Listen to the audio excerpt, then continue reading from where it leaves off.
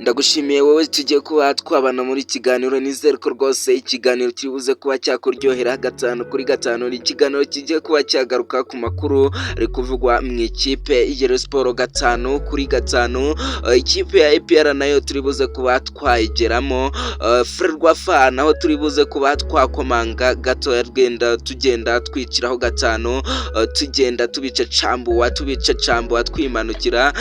Reka tube twababwira ngo ni mukande subscribe hano kuri Kigali Sport kugira ngo muzajye mubona amakuru meza cyane yizewe cyane, amakuru ameze neza, breaking news hano mu Rwanda ziba zikenewe ku bakunzi ba football nyarwanda, ba ruhago nyarwanda. Reka tube twatangira amakuru yacu. Niba mwamaze kuba mwakanda subscribe, comment n'ibitekerezo byanyu mugenda mushyiraho gatanu kuri gatanu, reka tube twazamuka n'amakuru yacu. Amakuru nizere ko ari buze kuba yabaryohera gatanu kuri gatanu. Ikipe ya Rayon Sports mu kanya gatoya ku isaha saa 3 z'ijoro nibwo igiye ku mbuga nkoranyambaga zayo YouTube, Twitter ndetse na Instagram igenda ishyiraho ko imaze kuba yasinyisha rutayizamu guturuka mu gihugu cya Burkina Faso. Ni rutayizamu bavuzeho ibintu bigiye bitandukanye, ni rutayizamu rwose wagiye utitiza umujyi wa Kigali akigera hano i Kanombe. Ni rutayizamu rwose ikipe ya Rayon Sports yirinze kugenda ivugwaho ibintu byinshi, ariko ibinyamakuru byo byagiye bimuvugaho ibintu bigiye bitandukanye. Ibibi n'ibyiza byose bagiye babimuvugaho gatanu kuri gatanu. Amazina ye bamwita Ibrahim Sane guturuka mu gihugu cya Burkina Faso. Rutayizamu wagiye uca mu makipe agiye atandukanye hano ku mugabane wa Afurika ndetse no muri Arabie Saoudite yaciyemo rwose, agenda avamo gake gake, aciye mu ikipe ya Al-Ittifaq hariya muri Arabia Saoudite. Byinshi kuri uyu musore rwose reka tugende tubimanukaho gatanu kuri gatanu. Niba wamaze kuba wakanda subscribe kugira ngo uzajye ubona amakuru meza cyane nk'aya ngaya, breaking news agenda abageraho gatanu kuri gatanu. Tuba twiyemeje tukabararira ijoro tugenda tubashakira amakuru ari kuvugwa mu ikipe yanyu mukunda cyane ya Rayon Sports gatanu kuri gatanu. Ikipe ya Rayon Sports imaze igihe rwose ishaka ba rutayizamu, abawinga bakomeye cyane ndetse n'abadefanseri, ariko abadefanseri yo imaze kuba yababona, ishigaje nimero 8 ndetse na nimero 10. Ndagira ngo mbe nababwira ko abakunzi ba ikipe ya Rayon Sports nimero 10 imaze kuba yamubona gatanu kuri gatanu. Bamwita Ibrahim Sane guturuka mu gihugu cya Burkina Faso. Ndagira ngo mbabwire ko ikipe ya Rayon Sports yo yamaze kuba yamusinyisha, biri official, byarangiye. Ubu ngubu no mukinyi wa ikipe ya Rayon Sports, no mukinyi rwose wagiye utsinda ibitego bigiye nshiri rwose mu makipe ye ndetse no mu ikipe y'igihugu y'abatoya ya Burkina Faso. No mukinyi ukomeye urebye profile ye rwose, ni n'umukinyi rwose watitije umujyi wa Kigali. No mukinyi rwose wavuye muri Burkina Faso, bari kuvuga ko rwose uyu mukinyi adakwiriye kuza muri shampiyona nyarwanda. Abantu benshi hari muri Burkina Faso bari kwibaza ikipe ishobora kuba iguze uyu mukinyi ukomeye cyane uvuye muri Burkina Faso. Rwose benshi bari kuba bakibaza iyo kipe rwose ibaye yamugura. Reka mbabwire bike mu byo tubafitiye kuri uyu mukinyi Ibrahim Sane. Ubundi bwo rwose ni umunyenegihugu wa Burkina Faso. Ni umukinyi muremure kuko apima metero 1 na santimetero 87, afite ibiro 80. Kumva ko rwose ari umusore w'imyaka 23 y'amavuko, akina kuri nimero 10 tipiko rwose kabisa, yagenda yataka izamu. Birumvikana ko rwose bamuguriye kuzasimbura umusore Kameni Junior, bakagenda bahererekanya umwanya.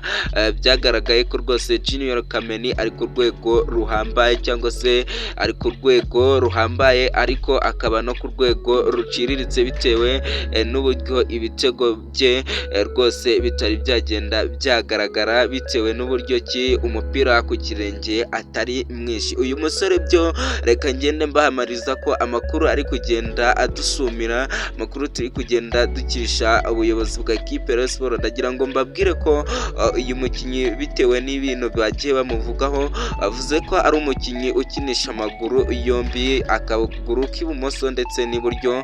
Ni umukinnyi ushobora gukoresha zigzage, kwa kundi umukinnyi bagenda bamucenga nk'ibintu rwose umukinnyi wa Gor Mahia yakoreye Kagege. Bijya bintu byose arabikora rwose. Ni umukinnyi ukomeye ushobora no gukina ku mpande, ku ruhande rw'ibumoso rwose ndetse no kuri kabiri, ni imyanya igera kuri 3 rwose ashobora kwakina, ukumva ko ari umukinnyi ukomeye ushobora kuba wafasha ikipe ya Rayon Sports. Bagiye bamuvugaho ibintu bigiye bitandukanye ariko byinshi rwose.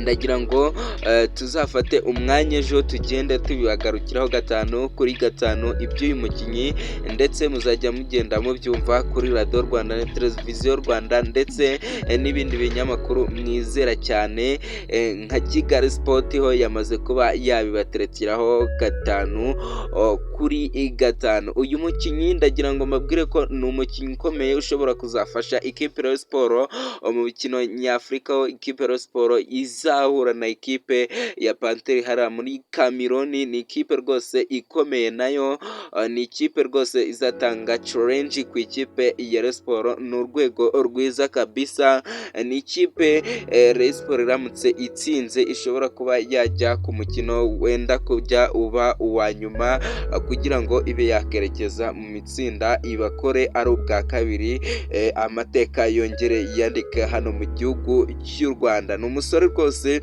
ikipe ya Rayon Sports yari ikeneye. Niba itari mukeneye nabyo nawe ugende ukora details zawe, ugende umukritika, ugende ureba video ze, urebe uburyo ki akina. Ni umusore utsinda ibitego by'amaguru kenshi cyane ariko no ku mutwe yagutsinda.